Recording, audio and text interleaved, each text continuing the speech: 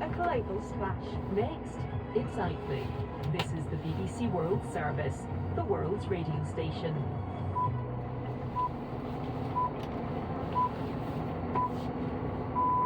Sue Brierley will never forget the day she first saw a photo of her adopted sons. I suppose it's like when you give birth to a child and you see your baby there, little tiny face. For most people, instantly, that's a connection. And for us, that connection was formed with that little photo. After joining Sue Brierley in Australia, a clearer picture emerged of Saru's life before. He'd been found wandering the streets of Kolkata after climbing on a train that started moving and took him away from his family. Knowing that his birth mother was out there somewhere, every night Sue would send her a song, A little ritual of sharing the day, was doing well at school, and had a good day in prison. Whatever he was doing, just all the daily trivia, trying to put it out in the heavens, don't worry, he's well, he's safe. Coming up on Outlook, the day those two women met. First, the news. BBC News with Fiona MacDonald. The United Nations Refugee Agency has said it's profoundly concerned by new asylum restrictions announced by President Biden for migrants entering the United States illegally from Mexico. The UN spokeswoman said those fearing persecution should have access to safe territory. Mr. Biden said an executive order will bar those coming into the US unlawfully from being granted asylum, with immediate effect. It comes ahead of November's presidential election. David Willis has more details. This presidential proclamation, Paul, will shut down the southern border and bar migrants from seeking asylum once the border has been overwhelmed. In other words, once the number of people arrested for crossing illegally reaches an average of 2,500 a day over a 7-day period. Now, when that level is reached, not only will the border be shut down, but illegal migrants can quickly be deported or turned back to Mexico without having their asylum claims processed. In the first televised debate of Britain's general election campaign, the leaders of the two largest political parties have traded bitter and at times personal verbal blows over issues including tax, healthcare, immigration and defence. Both Conservative Prime Minister Rishi Sunak and the Labour leader Keir Starmer had to be asked to lower their voices. Rob Watson is watching. The debate focuses very much on domestic issues, so things like public services, health, education, the cost of living. So you would really get the impression that Sir Keir Starmer and Rishi Sunak didn't like each other one little bit. I mean, I don't think that's quite true, actually. They do come from very different traditions, and the stakes are high. And, you know, you have one man very much on the back foot, Rishi Sunak, miles behind in the polls, sort of desperate to try and lay a few blows on Keir Starmer. And Sir Keir Starmer essentially taking that sort of prosecutorial role and trying to, you know, critique the Conservatives' 14 years in office. Official results from India's general election show an alliance led by the Prime Minister Narendra Modi has won enough seats to form the next government. But his BJP party has failed to secure a majority on its own, winning far fewer seats than before. And Barasan Rajan says Mr. Modi's third term will look quite different from his first two. He needs to get a consensus among the coalition partners, and adjusting with them on various issues could be a challenge for him, because all along he has projected himself as a strong leader, a strong man who's going to take India to the next level. And the 2 terms he had, that's what he was projecting himself as, that image. Now he needs to understand the new coalition politics. BBC News. The White House National Security Advisor has told reporters that the United States is still waiting for a response from Hamas to a ceasefire proposal put forward by President Biden on Friday. Jake Sullivan was speaking as the CIA Director, William Burns, headed back to Doha for further discussions with Qatari officials who will be mediating in the Israeli-Hamas war.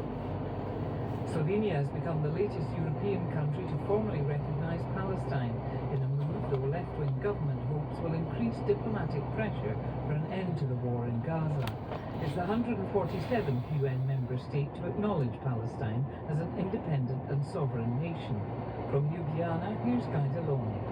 Slovenia's Prime Minister Robert Golob told MPs that our recognition has significantly more weight in the international world than you can imagine. He cited what he called the humanitarian disaster in Gaza as motivation for recognising Palestine. President Natasha Pirc-Musar said she was satisfied that recognition would help Palestinians to achieve true independence and equality. But opposition parties boycotted the vote after a failed attempt to force a referendum on the issue. Former Prime Minister Janez Janša claimed that recognition would support the terrorist organisation Hamas. TikTok has confirmed that a number of high-profile brand names and celebrities have been targeted in a cyber attack.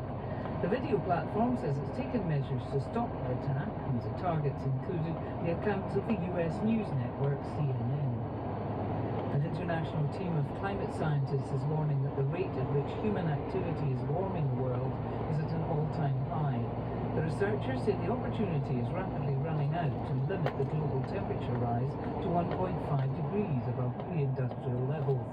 That threshold is considered crucial to avoid the most catastrophic impacts of climate change. BBC News. Hello, this is Outlook, the programme that tours the world through incredible true life stories. I'm Emily Webb.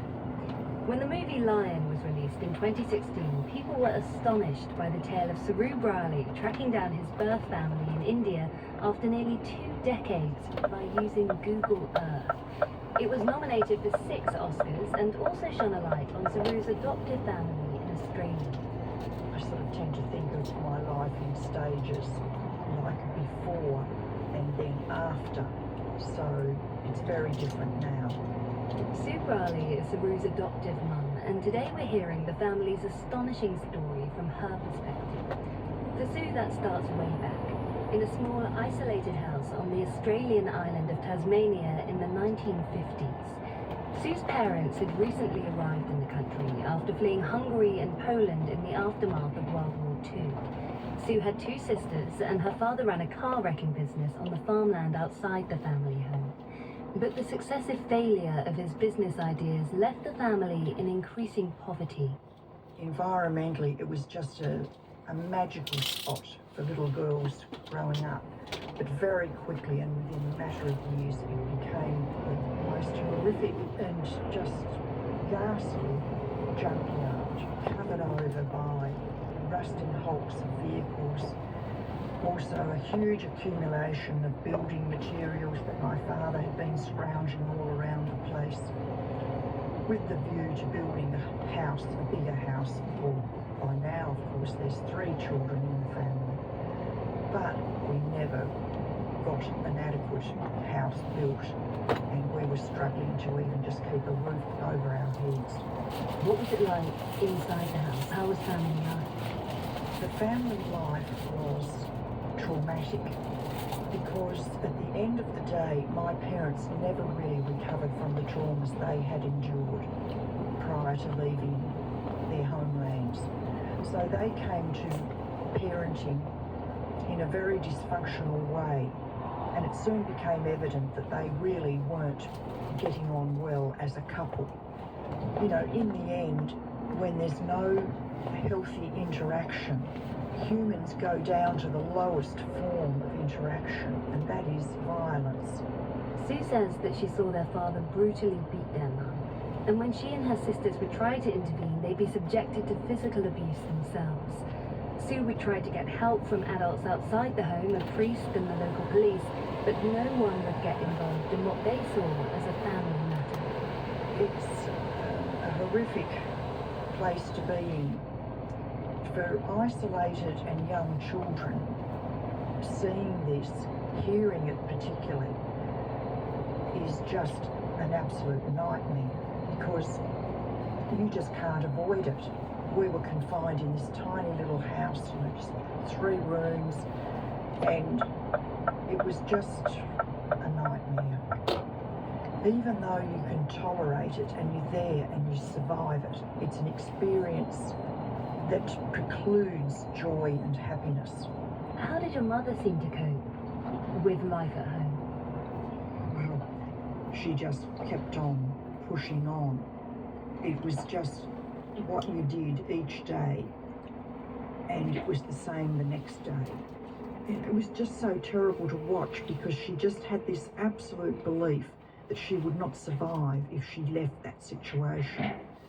She was too afraid to hardly raise her voice, and she was not available.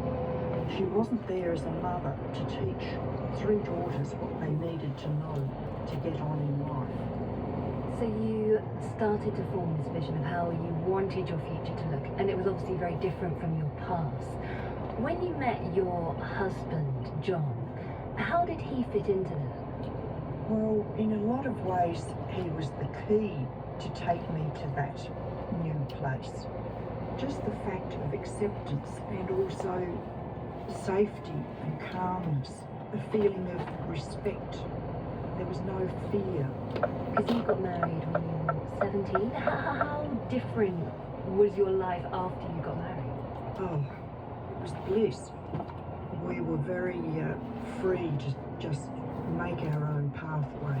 We had weekends free, so mostly we went off in the car. John loved surfing in the beach, and we took to camping, and our connection with the outdoors and nature was also very restorative for me and gave me the chance to recover and become positive about the future. And one of the things that you and John agreed on was adoption. Why did you want to adopt a child, do you think? It was just a joint belief in the fact that this would be a good thing to do for our world. Seeing on TV vision of other parts of the world that were struggling so much with the fact of overpopulation, particularly the famines that we saw, those sorts of images really rocked me. And then also another thing was coming into our world, and that was a recognition of how fragile our planet is. I was learning about that at school, and I, deep down in me, was thinking, hey, a lot of this is down to the fact that there's just too many of us. We people are doing this. So I guess in a simple way I thought, look, we can do something a bit different. What sort of mother did you want to be? I wanted to be a perfect mother, and I was determined to make every effort to make sure I was the best I could be. I wasn't going to be a mother that just happened. There was no accident going to happen to me, and I was going to educate myself about the requirements of being a good mother. And I certainly wasn't going to undertake it unless I had adequate resources to do so. It would be for the best for my child. So it was a very considered decision to be a parent in the first place. You did receive quite a lot of judgment from other people in the intervening years when you and your husband weren't having children. It sort of began, oh, look, you know, you've got your house, you're all set up, now you start having children. And then after a while, when it's not happening, everyone starts wondering why. And because we were so private about our beliefs, in the end, people began to think, oh, isn't it sad? They obviously can't have children, otherwise they would have. How long was it until you were actually able to apply to adopt a child? It took 16 years. Every country has their own situation regarding adoption as far as laws go, requirements. It's just such a minefield in every country. And then out of the blue, the law changed and we could apply. So tell me about this. When did you first hear the name Saru? Well, that was certainly an incredible moment. Quite quickly, suddenly we got a phone call saying, we have got a file here of a child about 5 years of age. Might be suitable for your family, and his name is Saru. Well, you know, we just thought, well, the heavens are with us. It was just such a gift, and as soon as we could, really within hours, we were in the department office looking at this little passport photo of this tiny little boy with big brown eyes, and he just was born for us at that moment. Did you feel that instant connection? Were even just seeing the photo? Definitely. I suppose some people might say it's like when you give birth to a child and you see your little baby there. tiny face. Well, for most people, instantly, that's a connection. And for us, that connection was formed with that little photo. What were you told about Saru and why it was he was up for adoption? Well, the file basically said that he had been found on the streets near the Howrah railway station, which is the main railway station in Calcutta as it was known then. And so the police had taken him to a government-run institution for a few weeks. And at that time, while he was there, a woman who ran a foundling home visited this government institution and spoke to him. And for the first time, really, he was speaking with someone that spoke Hindi. That's his first language. Whereas in Calcutta, everyone predominantly speaks Bengali. And so the communication for him was very difficult, and no one really knew why he was there, where he'd come from. So he was taken back to the foundling home, and the process began of trying to find where he'd come from and maybe to find his family. Mm-hmm. Because what did he tell her about his background, about how it was he'd ended up at this railway station in Calcutta? He said he was lost, that somehow he'd got on a train and just ended up at this station. He got off and he didn't know where he was anymore. Mm-hmm. So over the coming days, he in fact did get on and off various trains, but he never seemed to be able to get on a train that took him back to where he came from. So he explained all of this, and the workers tried to figure this out. He gave a little description of where he came from. But at the end of the day, he was a little boy that had very poor language skills anyway. He wasn't educated. He certainly didn't know the name of where he came from, which station. So they didn't have any luck in finding out where he was from or tracking down his family, and so the adoption proceeded. It took 8 months to arrange everything. At the end of that 8 months, when he arrived at the airport and you were waiting there for him, what are your memories of that day? It was a little miracle in my life because the door opened and the children filed out. There was more children than just Saru alone, but in fact, strangely, we weren't really aware of the other couples that were welcoming their children because he just suddenly came through the door, and of course we recognised him straight away from his photo. And really time stood still, and of course by that time we were just in such an excited state, but we were also very mindful of the fact that we had to come over as calm and in control so that we didn't frighten our new son. And that was always uppermost in our mind, that we couldn't, sort of jump up and down and scream and cry and carry on with excitement. We had to be utterly calm. He was brought over to us by the escort, and we had a little shaking of hands and a sort of little half hug, and he seemed also very calm, but of course his mind must have been in a huge whirl. It was certainly something I'd never forget, just one of those most precious moments in your life. Tell me about the t-shirt he was wearing. Well, of course, we'd sent over clothing, and we had a rather tongue-in-cheek t-shirt which portrayed Tasmania as the larger island rather than Australia proper. And so, of course, it had Tasmania written on it, and he just had his little shorts on as well and this Tasmania t-shirt, so there was no room for error. He was ours. In those first weeks and months he was with you, how did you all adjust?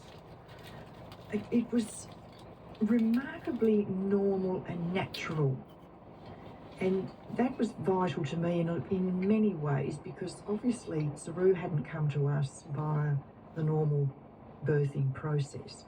But in a way, once he was here with us, and we just jumped straight into being mum and dad and parents, even if we couldn't communicate with words, all of the automatic things just seemed to flow along so easily. We were truly very fortunate because as time went on and years passed, of course, we didn't have such a calm and easy run with our second son. When Saru first arrived, his English wasn't very good. As it began to improve, he told you a little more about what had happened to him, the circumstances around him showing up at this train station in Kolkata. What did he tell you? And I'm thinking particularly about his brother in this as well. Well, of course, a lot of those things were quite challenging for him to talk about because they were traumatic. So we did not drill him and question him intensely to get information. This had to be something that he had to share with us when he was ready. And at the end of the day, he was with us, he was our son.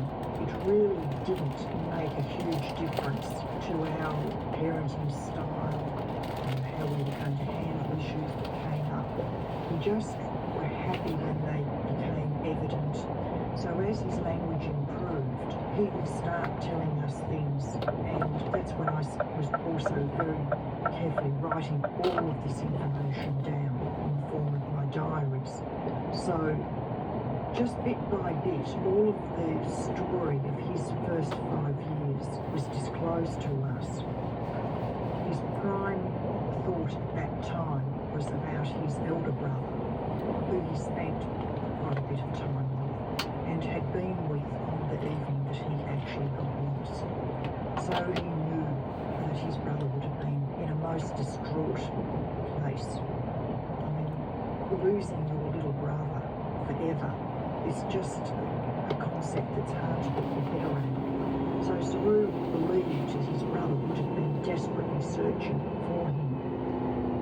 We could see that this was a real worry, a constant thing that played on his mind, and I knew that he was having difficulty with this at bedtime. It would have been just so hard for him. What was his brother called? His elder brother was Guru, Gudu. and his younger brother was Kailu. And then, of course, he had also left behind his dear little sister, who was only about 3 years or less at the time. And what also became clear is that his birth mother was almost definitely out there as well. How much time would you spend thinking about her? A lot. Because, in my quiet moments, and here I am with this darling little boy, and, you can never forget for a moment, he had another mother, but she had lost her son, and he was now with us. And, her nightmare really, it was something I couldn't forget. And one thing that you would do is when you would go to bed at night, you would actually sort of speak to her. What would you do? Well, it was so frustrating not being able to share all the wonderful moments and times. And, the thing is that I really am very thankful. I have had the pleasure of her little boy, and now, of course, he's a man. But she lost that, and I truly believed that it was an accident, and that was confirmed as Saru told us more as he got older.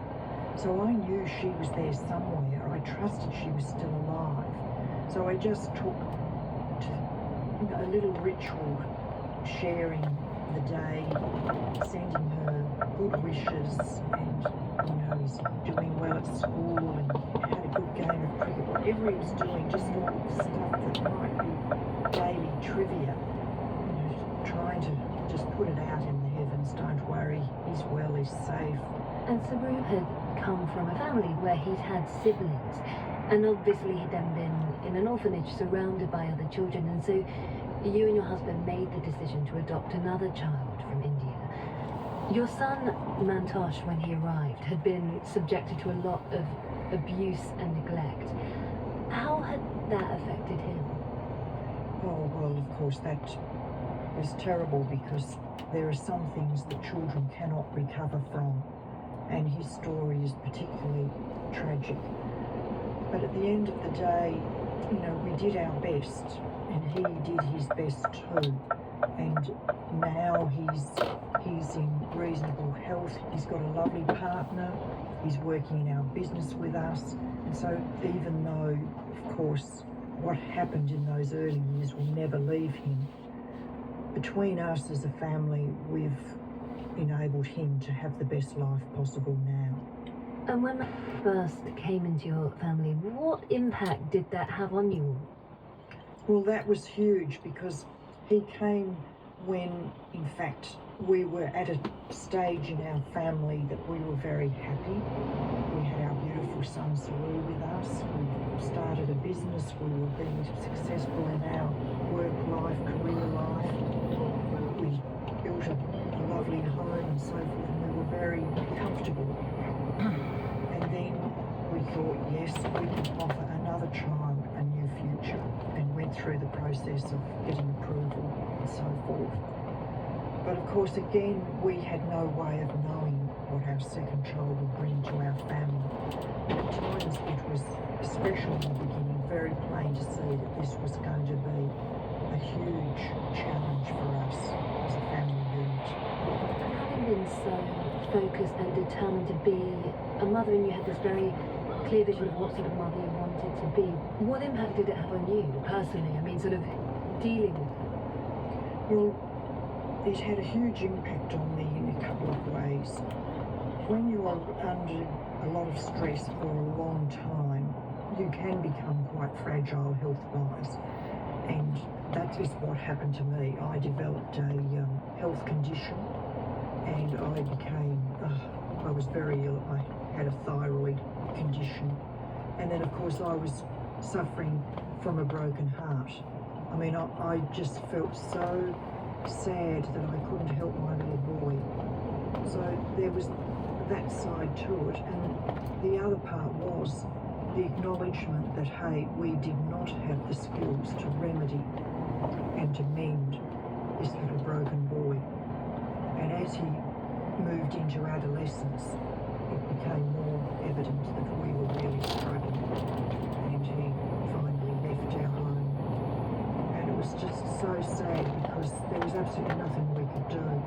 All we could do was say to ourselves that, hey, this happens in families. Some children do go in the wrong direction. And in a way, I thought back to when I was a young woman, I could have easily taken the wrong path too, through unhappiness and just with the circumstances that I was in. Now, Mantosh had some incredibly difficult years, as you say, but by 2012, both of your sons were around 30 and they were both working with your husband at the family business. How was the family dynamic at that point? Well, we were certainly more optimistic about Mantosh's future particularly, and also we were fully aware of the fact that when things were going well with him, we were all doing well and we were happy. So we just embraced our good times. Of course, then they were moving into their 30s. Saru decided to go to university to undertake some further study, and so that was the first time he'd been away from the family home. And I think in a way it was time for him to do that, and he got a different perspective. Suddenly he was amongst different people, and he had the opportunity to be amongst a lot of young Indian people who reawakened his identity, his sense of identity, and that was where he began his quest to search for his first family. It was a search that would ultimately take the family to the Hollywood red carpet. Join us for it after a short break. This is the BBC World Service with Jennifer Chevalier in conversation with multi-award-winning author Miriam Taves. World Book Club is coming to you from a bookstore in the West End of Toronto. And the book we've chosen today, Women Talking, it's based on a true story about an isolated Mennonite community in Bolivia. Miriam, welcome. I want to start to ask you about your connection to the story. I just remember the conservative Mennonite community that I grew up in, the patriarchy that we were up against and the oppression of women. I've been outspoken and I've been affected Buy it. Your book offers a compelling illustration of the power of women talking as a means to address action. That's always the first step towards creating any kind of change. You know, it's coming together and putting words to our fears and to our hopes. World Book Cup, today at 9 GMT.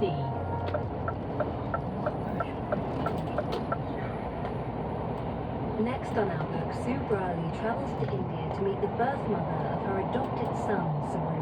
We just threw our arms around each other, and it seemed so natural and so right. You know, it's like we're from another planet, we two women, and yet here we are, holding Saru between us. It sounds like a scene from a film, and pretty soon that's exactly what it will be. The incredible story behind the movie Lion continues after this. BBC News with Fiona MacDonald. The UN Refugee Agency has expressed deep concern about new asylum restrictions on migrants entering the US illegally from Mexico. The new measures will bar them from claiming asylum once the daily average of illegal crossings exceeds 2,500. The leaders of Britain's two biggest political parties have clashed in the first televised debate of the general election campaign. Prime Minister Rishi Sunak and opposition leader Keir Starmer traded bitter verbal blows on issues including tax, healthcare, immigration and defence. Official results from India's general election show an alliance led by the Prime Minister, Narendra Modi, has won enough seats to form the next government, but his BJP party has failed to secure a majority on its own. Slovenia has become the latest European country to formally recognise Palestine as a sovereign state, and the government hopes will increase diplomatic pressure to end the war in Gaza. The White House National Security Advisor has told reporters that the United States is still waiting for a response from Hamas to a ceasefire proposal put forward by President Biden on Friday. Hamas has insisted that any deal must commit to a permanent ceasefire and an Israeli withdrawal from Gaza. TikTok has confirmed that a number of high-profile brand names and celebrities have been targeted in a cyber attack. The video platform says it's taken measures to stop the attack, whose targets included the US news network CNN. Climate scientists say the opportunity to limit the global temperature rise to 1.5 degrees above pre-industrial levels is rapidly disappearing. They say the threshold could be breached in just 5 years. And new Bank of England banknotes featuring a portrait of King Charles will be issued from today. BBC News. Hello, I'm Emily Webb, and you're tuned to Outlook, picking up where we left off with a story that became a cinematic sensation. Sue Brawley is mum to two adopted sons, Saru and Mantosh, both from India. Saru was adopted after he'd been found wandering the streets of Kolkata as a 5-year-old after getting on a train that took him across the country and away from his birth family. He'd never been able to find his way back. By 2012, both boys were in their early 30s and working at the family business with Sue's husband John in Tasmania. But Saru seemed a little off. He'd started showing up increasingly late for work and would look exhausted and stressed. Then one morning, he arrived at work with an extraordinary announcement. He just went into John's office and said, "Hey Dad, I've got something to tell you." And that was it. It was just like a sledgehammer out of the blue. He said, "I think I've found my first home. I've been searching all these years using this technology, this program called Google Earth, and I have found my home." And of course, John was in shock. He sort of couldn't believe his ears. He thought, what? This has been going on for so long. And tell me what he can do, because it really is mind-blowing, the amount of work he put into this. How exactly had he done it? If you imagine, he'd worked out by questioning people how fast the trains went and how many kilometres they could go in a given time. Back to the amount of time he recalled being on the train. So he virtually had drawn a circle, thinking that somewhere one of these train tracks is going to take me to where I came from. It was so methodical, and he was looking so closely at every detail for particular key indicators on the maps: the water tower, the dam, the fact that his station had 3 tracks going to it, which isn't very common, and he would cross off each station as he'd investigated it. And when he identified these landmarks that he'd really been looking out for, how far away was the place he thought was his home to Kolkata, where he'd ended up? It was thousands of kilometres away. His town was virtually right in the very middle of India, whereas of course Calcutta's on the east. So he was just absolutely astounded when he realised the distance he had actually travelled. What also happened then is that you had kept these diaries. So when he was a little boy and he'd first come to live with you and he told you all of these things about his life, you then got out these diaries of the things that he told you. How did they compare to what he'd found? They were spot on, because, you know, we together drew little pictures and maps in quite a lot of detail, and he described to me where he'd come from, how he walked to this place and that. And Saru made the decision to go to India, to go to this town and to try to find his old home. The day that he was supposed to be going to the place he thought might have been his home, I'm guessing you were just glued to your phone. Oh, well, it was so stressful, you know, because really anything could have happened there. You know, he could have met with bad people. We felt there was a level of danger in this journey. Also, the fact that it may have been an incorrect place. But the first we heard was in fact by text, and it was in the night. We were both in bed, and then of course the ping went, and there was this message from Saru saying that he'd found his first family and they were as real as we are in Australia. And he finished off with, you know, how he loved us and we would always be his parents. Oh, it was just so exciting, and of course there was no sleep to be had after that. It was a lot of squealing and jumping up and down and so forth. It is astonishing what happened. I know. And really, you know, at the end of my life, just to have that incredible moment, you know, no one can take that from me. Unfortunately, though, it wasn't all good news, because we've spoken about what Saru told you about the day he got lost as a child, and that he'd actually been at the train station with his older brother Gudu. What did he find out about what had happened to his brother? Well, that was just such a sad bit of information, and he's told this by his mother, because he asks, "Where's Gudu?" And she said the words, "Gudu is no more," which is her way of saying that her son had died. And it really does sound like it was utterly horrific, I mean, for her, because what transpired is that it was that very same day that Gudu was actually hit by a train. This was just the most terrible shock for Saru. He just believed that Gudu would still be there and they could hug again and he could apologise for the situation, the predicament that he'd found himself in, and they would be reunited as brothers. But that was not to happen. How long was it until you were also on a plane heading to India to meet his family?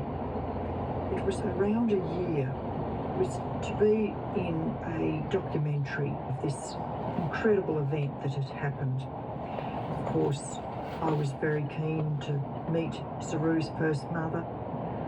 It really was a bit of a miracle that this was happening. So you headed out there, you had this documentary team in tow. Tell me about that moment when you and Saru met with his birth mother. Well, again, it's one of the defining moments in my life. You know, I was so looking forward to this. I'm so excited. In a way, I was also, I guess, to be honest, a little bit frightened. Anyway, the morning came along. I was with Saru in this car with the journalist, and you We drove in as far as we could, then we had to walk the last distance because the road became very narrow and the car couldn't go any further. And for me, you know, holding Saru's hand, walking along that lane, that in itself was very precious because he'd played in that very lane as a little boy that I was now walking along. Until right ahead of us, we saw that Fatima was waiting there. It was almost like I was descending into some sort of out-of-body kind of experience, but, you know, we just walked on together, hand in hand, and within seconds we were there. And we just threw our arms around each other, and it seemed so natural and so right. You know, it's like we're from another planet, we two women, and yet here we are, after more than 25 years, holding Saru between us. You know, he's such a hulk of a person compared to us, and we're standing there in the dirt, embracing each other. But really, in the end, I came to the meeting with this one thing that I really had to know, and that was, you know, because I knew she'd never given up on Saru returning. She'd said openly she was never going to leave that area because she believed he was coming back. But I wanted to know, did she feel any energy through the heavens that I was telling her he was safe and well and she would see him again one day? Now, all those things that I'd been saying to her at night. So the interpreter asked her these questions and she listened closely, and straight away she spoke up very clearly and emphatically. Yes, I always believed, I knew that he was okay, I knew he was coming home, and I could feel it, and I believed it. Well, of course, for me, the relief I felt was just huge. You know, I'd just longed to know that answer for so long that really I was quite overcome, and that's when I really started to cry. Sadly, though, it was interpreted by her as, was I thinking that I'm going to lose him? And she really was upset seeing me in such a state and started to try and wipe away my tears with her little hands. And she said something back to the interpreter to tell me, so Saru is her son now, and I give her my son. This was like a gift. Oh, well, that really undid me further. I thought, what a woman. And something that then happened is that you went into her home and you had brought with you a photo album. What was in the album and what was her reaction to it? That was pretty amazing too. I put together in a package a bundle of photos of Saru growing up. So right from when he was very little, and then as he grew up in his school uniform, playing sport, graduating, special moments in his suit, looking good, then working in our business, and it was like a pictorial of his life. And it was so touching because she opened up the pages and looked at it and sort of had this little ritual of, you know, she kissed her fingers, touched the photo, and then put her hand to her heart. And she did this with each photo, like she's kissing this little boy growing up and putting him in her heart. It was pretty powerful stuff. I really was so happy, you know, that you couldn't have put a price on it. Understandably, there was a huge amount of interest in Saru's story, and he ended up writing a book about it, and it wasn't long before this was picked up by film producers. Now, I loved reading about how you and Saru joked about who you wanted to play you. Well, you know, we'd been through some pretty emotional and tough times, and I thought, well, look, this is happening. It sort of seems to be something that's bigger than us now, that we may as well embrace this process and enjoy it. We'd have a little laugh one evening over a meal, and we started talking about who should be the actor to play us.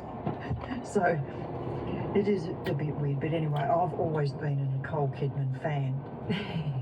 So straight away I said, oh, well, it's got to be Nicole. And, you know, Saru said, oh, in your dreams, Mum. You know, that won't happen. And I said, I don't care. I'm hanging out and I'm going to believe that it will happen. And it did. And I'm really glad that he didn't get his wish, though, because he wanted Wesley Snipes. I love the sound of this conversation. But I think we couldn't have had a better person to portray him, because we love Dev Patel. Because ultimately you did get your wish, and Nicole Kidman played you, Dev Patel played Saru. And they called the film Lion. I'm sure it's a name that many people listening are familiar with now. For you though, seeing it on the big screen for the first time, you had this private viewing. What was that like? To be quite honest, it was a shock. There's probably no way to put it. It was just such a huge shock to see on this huge screen these people pretending to be us, showing this story, which at times was so traumatic and difficult for us. And there it is in front of our noses. The other thing that was also very difficult was it was portraying a part of Saru's life that we weren't a part of, his first 5 years of life. We saw on the screen what his life would have been, the time on the train, the time in the foundling home, all of those things that he'd told us about, and here visually we're seeing them. And they are quite a large part of the film. It was very powerful. At the end of it all, we just sat there in awe, really absolutely stunned. And we got up and we embraced each other, and the three of us just cried. We just couldn't help ourselves. I thought I could almost pass out. I really just couldn't talk. Cried for quite a while. We were really very overwhelmed. The film was then nominated for 6 Oscars, I think it was. I mean, it was really very well received. And you ended up flying out to Los Angeles as a family for the Oscar ceremony. Was there a part of that whole process, I mean, the sort of glitz and the glamour, that was quite fun? So for us, we went and we were very optimistic. We were thinking, my goodness, so many nominations, we would have been happy with one. So, of course, as it turned out, we didn't gain an Oscar at that time. But the part that I enjoyed equal to that event was, in fact, the world premiere of Lion. And that was where we were taken to New York. And there we are, walking the red carpet for the first time as a family with the actors, prior to this film being shown publicly. It showed me that that part of the world was ready for this story. They were eager, they were happy to hear and see this story of an absolute miracle that had occurred in a young man's life. And so I was incredibly proud of that. Obviously, Saru isn't your only son. For your other son, Mantosh, what has this experience been like? For him, the film was very traumatic because he doesn't feel that his part in our family story was sensitively portrayed. But as I explained to him, he is part of our family. He is part of the story. He is part of our life, and that can't be taken away. So, he had to come to terms with that, but I know it was a very difficult time for him. And for you, what was it like to see Saru able to reunite with his family, but the same hasn't been able to happen for Mantosh? No. Well, that's a very sad thing, of course. But, I've never given up hope on that. Just as I never gave up talking to Fatima through the heavens. You never know what life will give you next. Having had such a difficult start yourself, do you feel proud of the family unit you've been able to create? I do. I do, because I'm sure I could not have tried harder. I couldn't have respected my role as a parent any more highly. And because it was so purposefully chosen, I'm living the life that in a way I did imagine and I did believe I could bring it about. And I'm very thankful that I can say that. Sue Briley speaking to me from her home in Hobart, Tasmania. She's written a book called Lioness. I'm Emily Webb, and I'll be back with another remarkable life story for you tomorrow, same time, same place. Bye for now.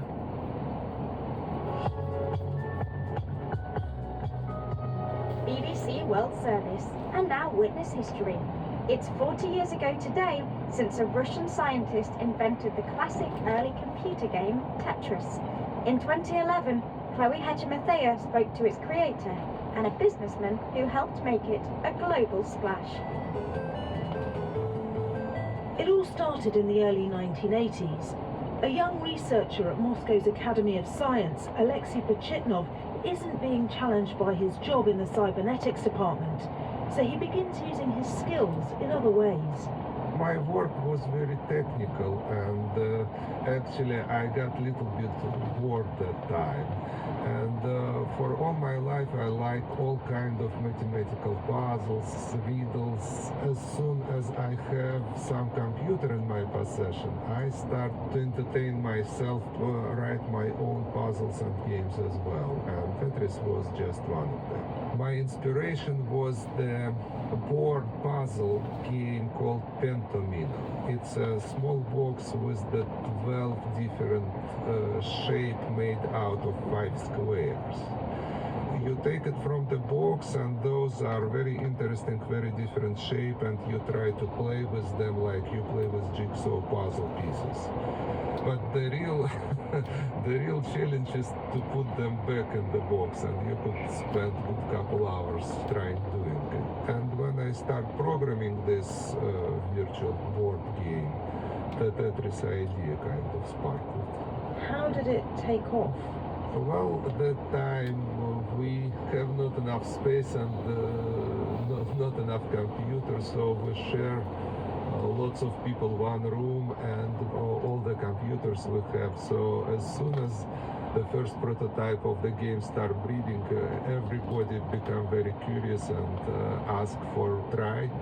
And everybody tried it, and everybody loved this game, including myself. At that time we didn't have any industry. Software wasn't for sale, it was no software store, and the idea to get some money for the program sounds really strange and ridiculous for us. So the only way the software was distributed is just copy from one computer to another computer. So somehow Tetris was copied from my computers and just spread out like a wildfire. The game was passed between computer users the length and breadth of the Soviet Union. A British software manufacturer stumbled across it in Hungary and negotiated distribution rights with the Russian government. Before long, people in Europe and America were playing it at home. But the industry was moving fast, and by the late 1980s, the new platform was handheld consoles like the Game Boy. Hank Rogers was an American software developer working in Japan. He decided he wanted the distribution rights for handheld Tetris, so armed with a new video camera, he packed his bags.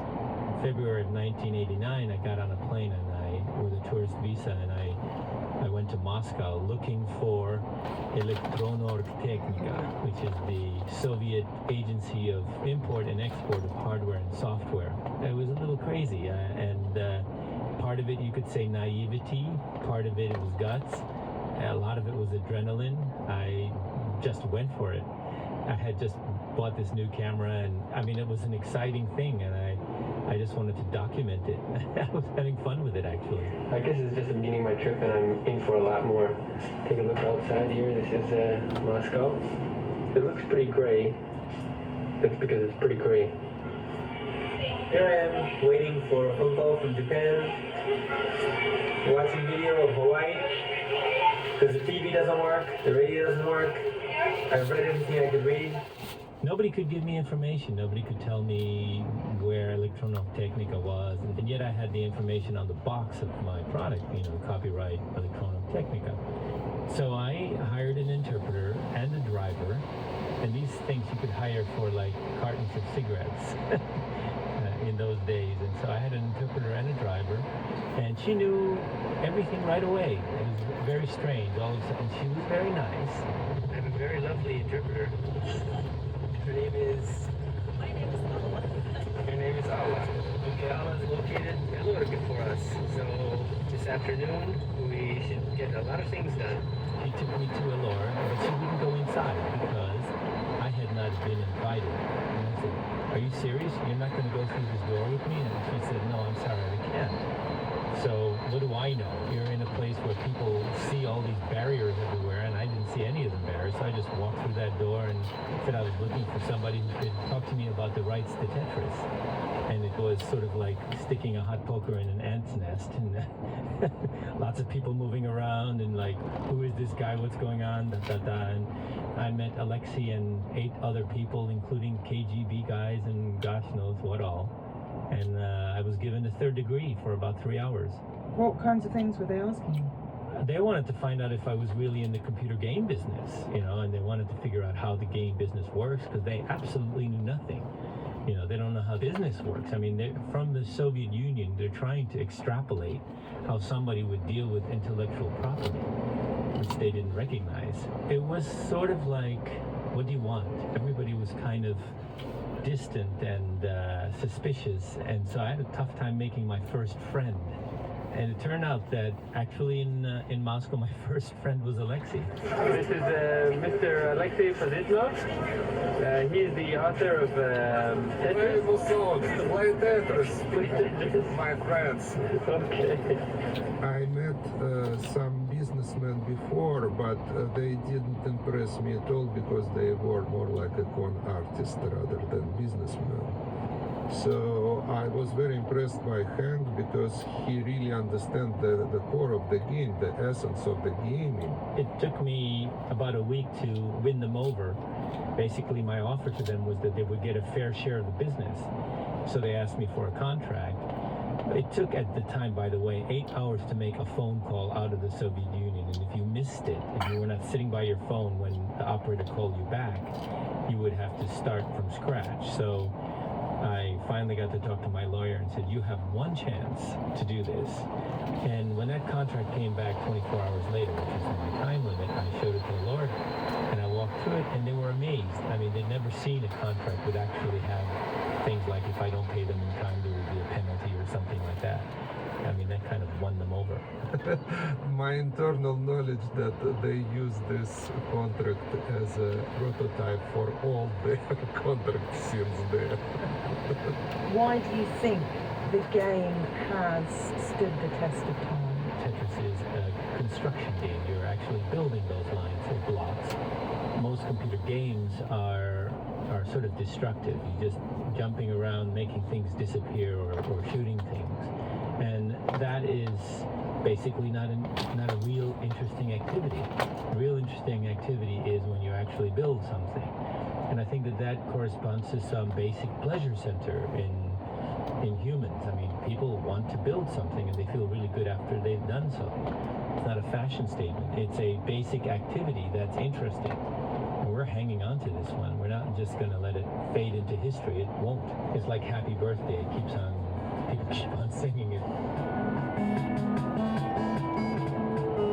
Today, Henk and Alexei own Tetris, and it's estimated that across the world, at least 1 billion people have had a go at making the little shapes fit together. Henk Projects now works on renewable energy projects. Alexei Pachitnov went on to design a number of other computer games, but none quite as successful as Tetris.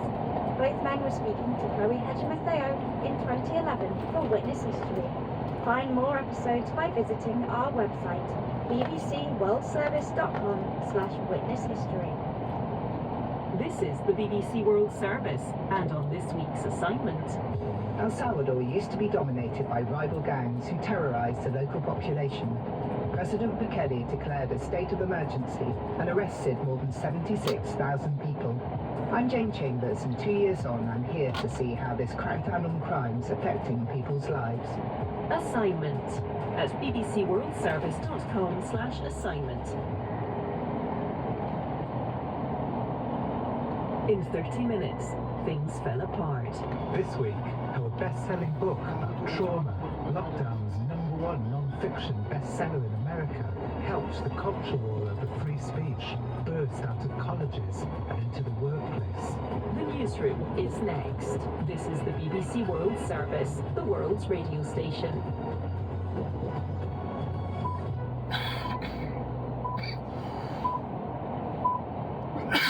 At 3 hours GMT, welcome to the newsroom from the BBC World Service. I'm Paul Moss. Joe Biden announces a new crackdown on would-be refugees. But has the US president taken a leaf out of Donald Trump's playbook? To protect America as a land that welcomes immigrants, we must first secure the border and secure it now. We'll also hear about President Biden's son, Hunter, in court on gun charges, and the bill threatening surgical castration for sex offenders in Louisiana. People in Poland are preparing for European elections, with Russia top of the agenda. Russia is near to us, and they could attack us. We are in danger. Also, with a month to go until Britain's general election, there's been a fiery debate between the Prime Minister and his challenger. Plus, Birmingham gangsters, the Peaky Blinders, head for the big screen. All of that after a bulletin of international news. Hello, this is the BBC News with Fiona MacDonald.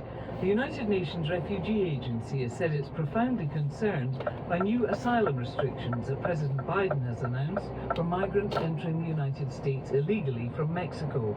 A UN spokeswoman said those fearing persecution should have access to safe territory.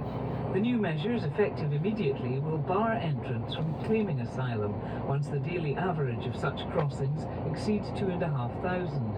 Some of Mr. Biden's Democratic Party allies have expressed concern. Pramila Jayapal, a congresswoman from Washington State, is one of them. I'm profoundly disappointed. I don't think that this is the right action to take.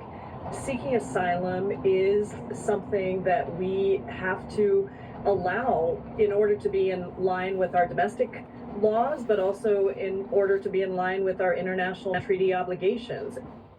But Republicans say the measures don't go far enough. Unauthorized crossings have reached record levels since Mr. Biden took office. In the first televised debate of Britain's general election campaign, the leaders of the two largest political parties have traded bitter and at times personal verbal blows over issues including tax, healthcare, immigration and defence. At one point, both Conservative Prime Minister Rishi Sunak and the Labour leader Keir Starmer had to be asked to lower their voices. Rob Watson was watching. It was a bruising encounter with both men keen to repeat their core messages to the voters over and over again. So Keir Starmer repeatedly referred to what he called 14 years of chaos under the Conservatives, insisting now was the time for change. For his part, Rishi Sunak sought to portray a Labour government as a risk to Britain's economy and security. Feisty though it was, it's hard to see the debate having much effect on the campaign and Labour's large lead in the opinion polls. Australia's online safety regulator has abandoned a legal battle to remove graphic footage of a recent church stabbing in Sydney from the social media platform X. Australia's federal court temporarily ordered X to remove the footage. Katie Watson reports from Sydney. Australia's e-Safety Commission said in a statement that the sole goal in issuing a removal notice had been to prevent extremely violent footage from going viral, with the potential of inciting further violence. While the federal court did impose a temporary injunction on publishing the material, that didn't get extended. The Commissioner said that deciding not to pursue a legal battle was the option most likely to achieve the most positive outcome for the online safety of all Australians. Elon Musk will see this decision as a triumph. From the very beginning, he criticised Australia's safety regulator of censorship. Australia's Prime Minister, though, accused Elon Musk of being an out-of-touch billionaire with an ego. BBC News. Slovenia has become the latest European country to formally recognise Palestine, in a move the left-wing government hopes will increase diplomatic pressure for an end to the war in Gaza. The National Assembly vote follows similar recent decisions by Spain, Norway and Ireland, and adds Slovenia to the nearly 150 countries which already recognise Palestine as an independent and sovereign state. The Conservative opposition, which boycotted the vote, has called for a referendum, saying recognition would support the terrorist organisation Hamas. The White House National Security Advisor has told reporters that the United States is still waiting for a response from Hamas to a ceasefire proposal put forward by President Biden on Friday. Jake Sullivan was speaking as the CIA Director William Burns headed back to Doha for further discussions with Qatari officials who have been mediating in the Israel-Hamas war. New Bank of England banknotes featuring a portrait of King Charles will be issued from today. The new portrait will appear on all denominations for £5, £10, £20 and £50. Kevin Peachy has more details. The King has been presented with the first issues, but it will take some time before the rest of us start to see and use these new banknotes regularly. That's because they're lent to circulation gradually, replacing damaged notes or when there's a rise in demand. Andrew Bailey, the bank's governor, described it as a historic moment. Cash is still important to many people, he says, and the bank is committed to providing notes and coins for as long as people want them. TikTok has confirmed that a number of high-profile brand names and celebrities have been targeted in a cyber attack. The video platform says it's taken measures to stop it. The targets included the accounts of the US news network CNN. BBC News. You're listening to the newsroom with me, Paul Moss. So, was it the act of a decisive president determined to secure his country's safety? Or is Joe Biden simply indulging in a shameless act of politicking, attempting to outflank the Republican Party on the crucial issues of asylum and immigration? Whatever the motive, he's certainly taken a dramatic step, announcing that from Wednesday, people crossing the border illegally from Mexico will not be able to claim asylum. And that won't change, he says, until the number of crossings is reduced to a manageable level. The simple truth is, there is a worldwide migrant crisis. And if the United States doesn't secure our border, there's no limit to the number of people may try to come here. Because there's no better place on the planet than the United States of America. I asked our North American correspondent David Willis how this migrant rule will actually work in practice. This presidential proclamation will shut down the southern border and bar migrants from seeking asylum once the border has been overwhelmed. In other words, once the number of people arrested for crossing illegally reaches an average of 2,500 a day over a 7-day period. Now, when that level is reached, not only will the border be shut down, but illegal migrants can quickly be deported or turned back to Mexico without having their asylum claims processed. And current law, of course, permits migrants to request humanitarian protection even if they cross the border illegally. Now, this crackdown will remain in place until the number of people seeking to enter the United States illegally is reduced to a level that the system can manage. Currently, the number of arrests is far surpassing that 2,500 figure. Indeed, migrants have been crossing the southern border at a rate of up to 4,000 a day, and on occasions much more than that. And what that means is that this order will come into place at midnight, temporarily closing that 2,000-mile border and quite possibly leading to the first deportation of migrants within hours.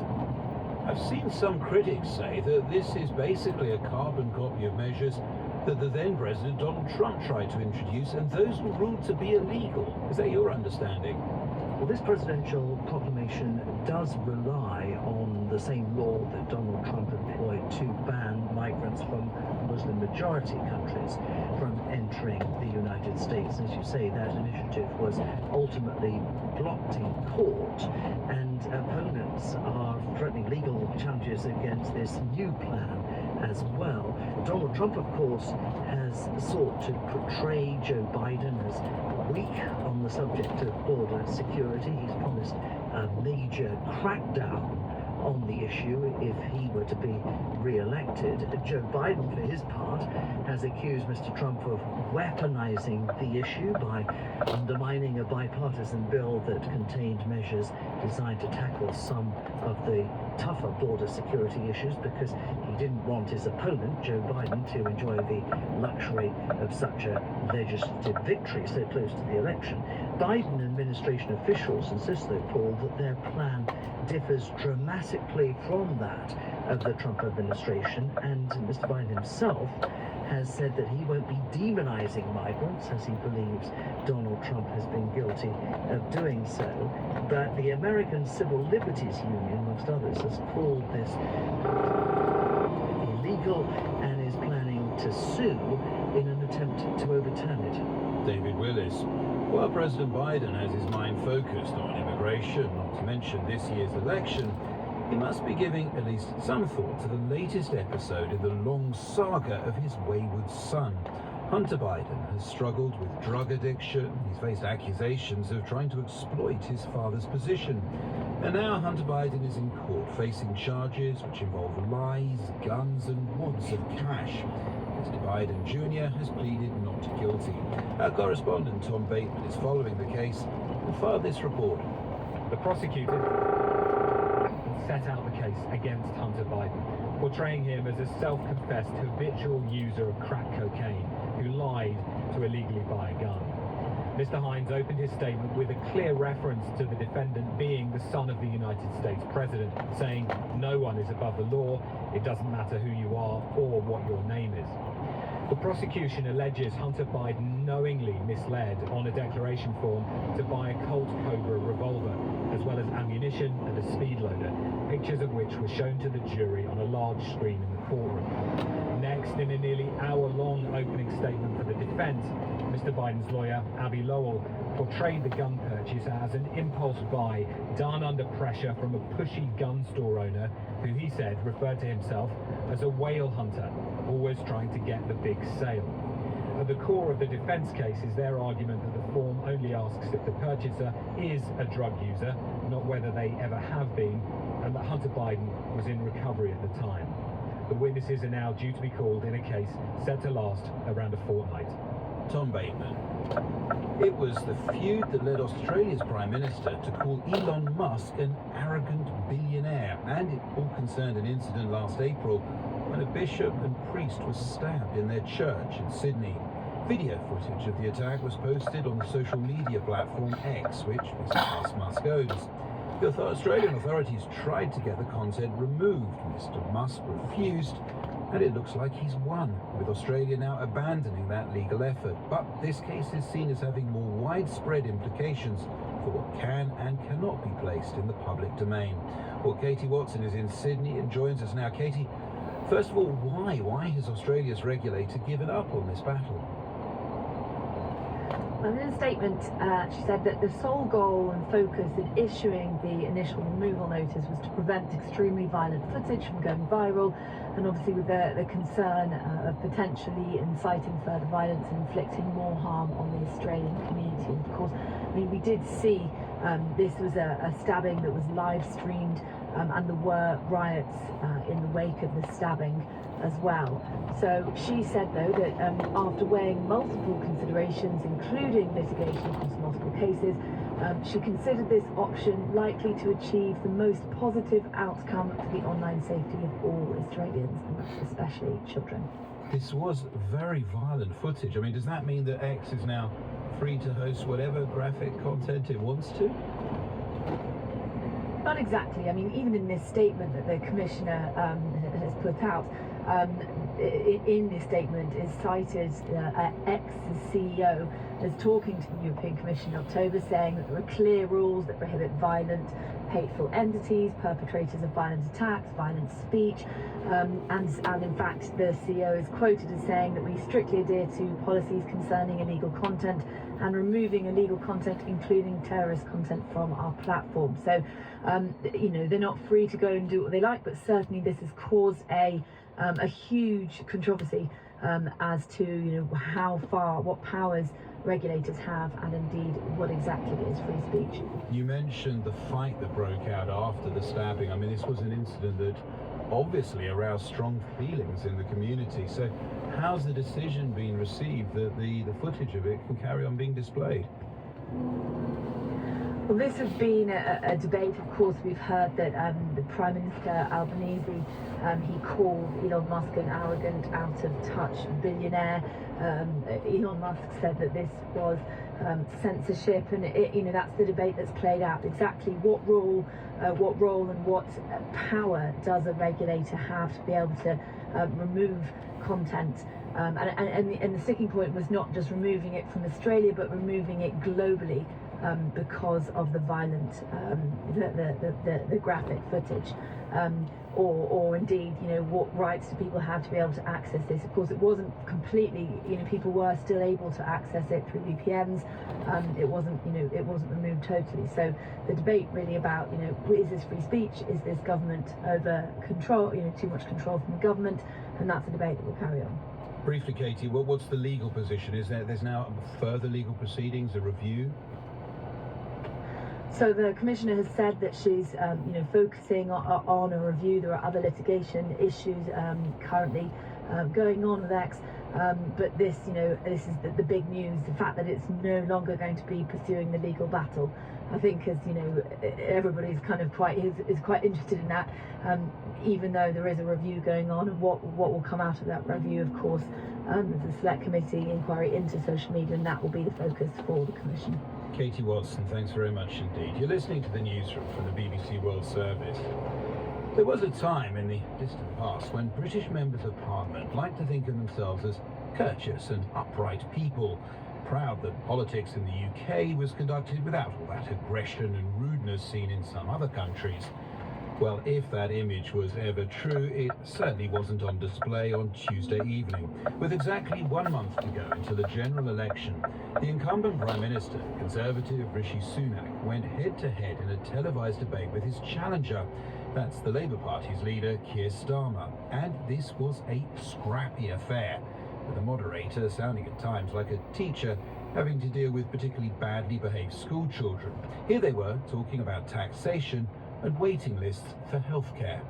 I'd like you to explain how they're coming down, because they were coming down from where they were when they were higher, and they're now on their way down. They are down, right? Yes, because the NHS was impacted by industrial action, and if it wasn't for that, $500 million could have been saved. It's somebody else's fault. We have already scrapped the non-dom regime, and we have a 75% windfall tax on energy companies, but independent Treasury civil servants have costed Labour's policies, and it's £2,000. But you asked the specifics, really, so let's have a specific difference. Please let Mr. Sunak finish. Well, the debate itself did eventually finish, but perhaps with rather more heat than light emerging. Our political correspondent, Rob Watson, has watched a fair few such events and says this one was unlikely to have impressed many of the voters who were watching. What's really striking is how parochial in many ways the British debate is, and that's not entirely something that's restricted to Britain. Most countries' domestic debates are about domestic issues, so it was about the economy, the cost of living in this country, and the public services, so things like education, health, all the kind of things you would expect, bread and butter issues, I guess you'd call them. Whatever the topics, it really was a very bad-tempered debate, wasn't it? It was. You would really get the impression that Sir Keir Starmer and Rishi Sunak didn't like each other one little bit. I mean, I don't think that's quite true, actually. I mean, I think they don't have that visceral dislike for each other that, for example, Jeremy Corbyn and Boris Johnson had. But they do come from very different traditions, and the stakes are high. And, you have one man very much on the back foot, Rishi Sunak, miles behind in the polls, sort of desperate to try and lay a few blows on Keir Starmer, and Sir Keir Starmer essentially taking that sort of prosecutorial role and trying to, critique the Conservatives' 40 years in office. Aside from that focus on domestic